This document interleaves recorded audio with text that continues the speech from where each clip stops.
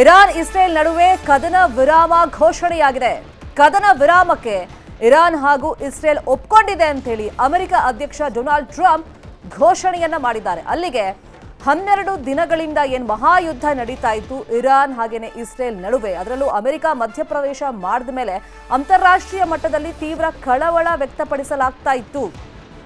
ಮತ್ತೆ ಇರಾನ್ ಮುಂದಿನ ನಡೆ ಬಗ್ಗೆನೂ ಕೂಡ ಒಂದಿಷ್ಟು ಚರ್ಚೆಗಳಾಗ್ತಾ ಇತ್ತು. ಅಂತಾರಾಷ್ಟ್ರೀಯ ವ್ಯಾಪಾರ ವಹಿವಾಟಿನ ಮೇಲೆ ಇದು ದೊಡ್ಡ ಮಟ್ಟದಲ್ಲಿ ಹೊಡೆತ ಕೊಡುವಂತ ನಿರೀಕ್ಷೆಗಳೆಲ್ಲ ಇತ್ತು. ಈಗ ಕದನ ವಿರಾಮಕ್ಕೆ ಎರಡೂ ದೇಶಗಳು ಒಪ್ಕೊಂಡಿವೆ ಅಂತ ಹೇಳಿ ಟ್ರಂಪ್ ಘೋಷಣೆಯನ್ನ ಮಾಡಿದ್ದಾರೆ. ಈ ಬಗ್ಗೆ ಎಕ್ಸ್ ನಲ್ಲಿ ಅವರು ಪೋಸ್ಟ್ ಅನ್ನ ಹಾಕಿದ್ದಾರೆ. ಎರಡೂ ದೇಶಗಳಿಗೂ ಅಭಿನಂದನೆ.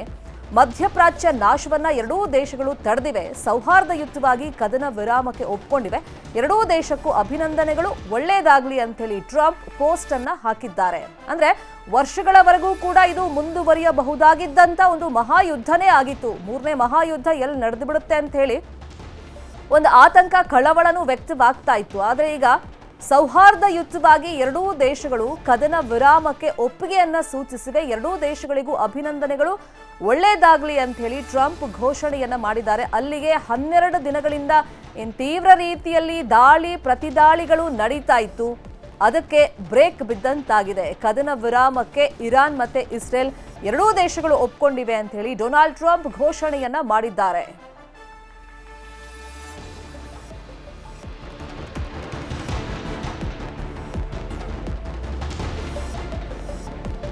ಇದೇ ವಿಷಯವಾಗಿ ಇನ್ನಷ್ಟು ಡೀಟೇಲ್ ಆಗಿ ಇನ್ಫಾರ್ಮೇಶನ್ ಕೊಡ್ತಾ ಹೋಗೋದಕ್ಕೆ ನೇರ ಸಂಪರ್ಕದಲ್ಲಿ ಕನೆಕ್ಟ್ ಆಗಿದ್ದಾರೆ ನಮ್ಮ ನ್ಯೂಸ್ ಏಟರ್ ರಾಘವೇಂದ್ರ ಗುಡಿ. ಒಂದ್ ಕಡೆ ಟ್ರಂಪ್ ಮಧ್ಯಪ್ರವೇಶದಿಂದಲೇ ಆತಂಕ ಎದುರಾಗಿದ್ದು, ಇಸ್ರೇಲ್ಗೆ ಯಾವಾಗ ಅವರು ಸಪೋರ್ಟ್ ಮಾಡಿದ್ರು ಮತ್ತೆ ಅಮೆರಿಕ ದಾಳಿ ಇರಾನ್ ಮೇಲೆ ಮಾಡಿದಂತ ಸಂದರ್ಭದಲ್ಲಿ ಈಗ ಎರಡೂ ದೇಶಗಳು ಏನಾದ್ರೂ ಕಂಡೀಷನ್ಸ್ ಅನ್ನ ಹಾಕಿ ಕದನ ವಿರಾಮಕ್ಕೆ ಒಪ್ಕೊಂಡಿದ್ಯಾ? ಟ್ರಂಪ್ ಏನೆಲ್ಲ ಬರ್ಕೊಂಡಿದ್ದಾರೆ ಎಕ್ಸ್ ನಲ್ಲಿ?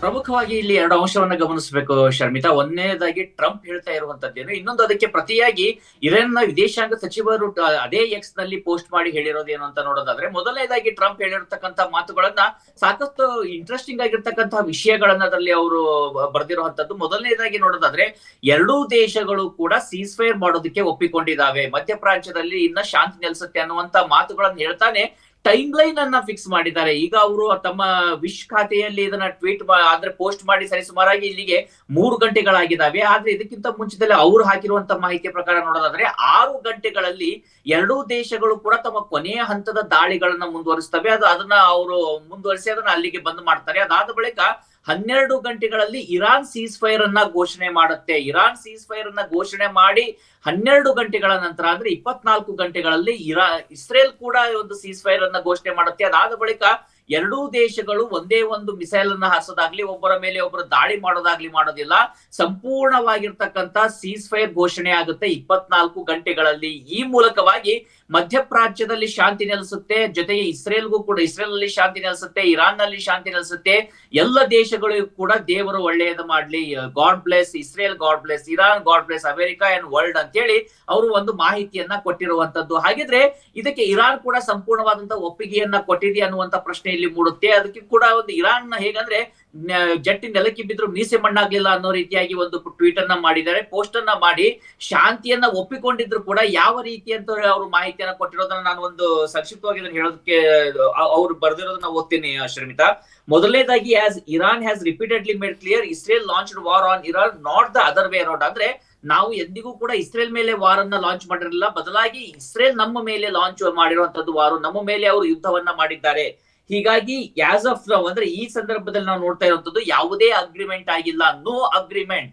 ಆದ್ರೆ any ceasefire or cessation of military operations ಅದರ ಬಗ್ಗೆ ಯಾವುದೇ ರೀತಿಯಾಗಿರ್ತಕ್ಕಂಥ ಒಪ್ಪಂದ ಆಗಿಲ್ಲ. ಅಂದ್ರೆ ಶಾಂತಿ ಬಗ್ಗೆ ಆಗ್ಲಿ, ಸೀಸ್ ಫೈರ್ ಮಾಡೋದ್ರ ಬಗ್ಗೆ ಆಗ್ಲಿ, ಮಿಲಿಟರಿ ಆಪರೇಷನ್ ನಿಲ್ಸೋದ್ರ ಬಗ್ಗೆ ಆಗ್ಲಿ ಯಾವುದೇ ಮಾತುಕತೆ ಆಗಿಲ್ಲ ಅಂತ ಇರಾನ್ ವಿದೇಶಾಂಗ ಸಚಿವರು ಹೇಳ್ತಾನೆ ಮುಂದುವರೆದವ್ರು ಹೇಳ್ತಾರೆ.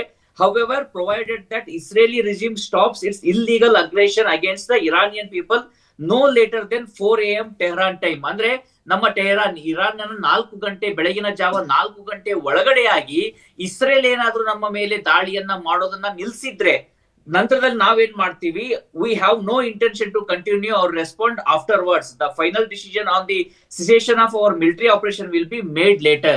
ನಮ್ಮ ಕೊನೆಯ ನಿರ್ಧಾರವನ್ನ ನಾವು ಮುಂದೆ ಹೇಳ್ತೀವಿ. ಆದ್ರೆ ನಮ್ಮ ಸಮಯ ಬೆಳಗಿನ ಜಾವ 4 ಗಂಟೆ ಒಳಗಡೆ ಆಗಿ ಇಸ್ರೇಲ್ ನಮ್ಮ ಮೇಲೆ ಸಂಪೂರ್ಣವಾದಂತ ದಾಳಿಯನ್ನ ನಿಲ್ಲಿಸಬೇಕು. ಅದಾದ ಬಳಿಕ ನಾವು ಮುಂದುವರಿಸೋದಿಲ್ಲ, ನಾವು ಕೂಡ ಶಾಂತಿಯನ್ನ ಮಾಡ್ಕೊಳ್ತೀವಿ. ಆದ್ರೆ ಯಾವುದೇ ಒಪ್ಪಂದ ಆಗಿಲ್ಲ ಅಂತೇಳಿ ಇರಾನ್ ಹೇಳ್ತಾ ಇದೆ. ಅಂದ್ರೆ ಇಲ್ಲಿ ಸ್ಪಷ್ಟವಾಗಿ ಗೋಚರವಾಗ್ತಾ ಇರುವಂತದ್ದು, ತೆರೆಯ ಹಿಂದೆ ಇರಾನ್, ಇಸ್ರೇಲ್, ಅಮೆರಿಕ ಸಾಕಷ್ಟು ಮಾತುಕತೆಗಳನ್ನ ಆಡ್ತಾ ಇದ್ದಾವೆ.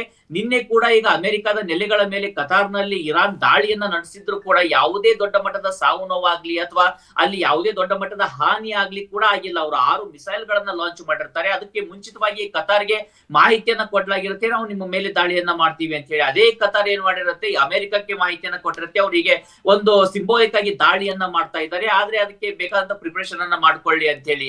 ಯಾಕೆಂದ್ರೆ ಈ ಬಗ್ಗೆ ಸ್ವತಃ ಟ್ರಂಪ್ ಮತ್ತೊಂದು ಟ್ವೀಟ್ ನಲ್ಲಿ ಮಾಹಿತಿಯನ್ನ ಕೊಟ್ಟಿದ್ದಾರೆ. ಕತಾರ್ಗೆ ನಾವು ಥ್ಯಾಂಕ್ಸ್ ಅನ್ನು ಹೇಳ್ತೀವಿ, ಅವರು ಮುಂಚಿತವಾಗಿ ನಮಗೆ ಮಾಹಿತಿಯನ್ನ ಕೊಟ್ಟರು, ಹೀಗಾಗಿ ಯಾವುದೇ ದೊಡ್ಡ ಪ್ರಮಾಣದ ಹಾನಿ ಕತಾರ್ಗಾಗ್ಲಿ ಅಮೆರಿಕಕ್ಕಾಗ್ಲಿ ಆಗಿಲ್ಲ ಅಂತ ಹೇಳಿ. ಹೀಗಾಗಿ ಇಸ್ರೇಲ್ ಇಲ್ಲಿ ತನ್ನ ಒಂದು ಅಗ್ರೆಸಿವ್ ಪೊಸಿಷನ್ ಅನ್ನ ಏನ್ ತೋರಿಸಬೇಕು ತೋರಿಸುವಂತ ಪ್ರಯತ್ನ ಮಾಡ್ತು. ಆದ್ರೆ ಕೊನೆಯದಾಗಿ ಅನಿವಾರ್ಯವಾಗಿ ಇರಾನ್ ಕೂಡ ಇಲ್ಲಿ ಶಾಂತಿಗೆ ಒಪ್ಪಿಕೊಳ್ತಾ ಇದೆ. ತನ್ನ ಅಗ್ರೆಸಿವ್ ಒಂದು ಪ್ರೊಸೆಸ್ ಏನಿತ್ತು ಅದನ್ನ ನಿಯಂತ್ರಣ ಮಾಡ್ಕೊಂಡಿರುವಂತ ಇರಾನ್ ಈಗ ಶಾಂತಿಗೆ ಮುಂದಾಗ್ತಾ ಇರುವಂತದ್ದು ಶರ್ಮಿತಾ.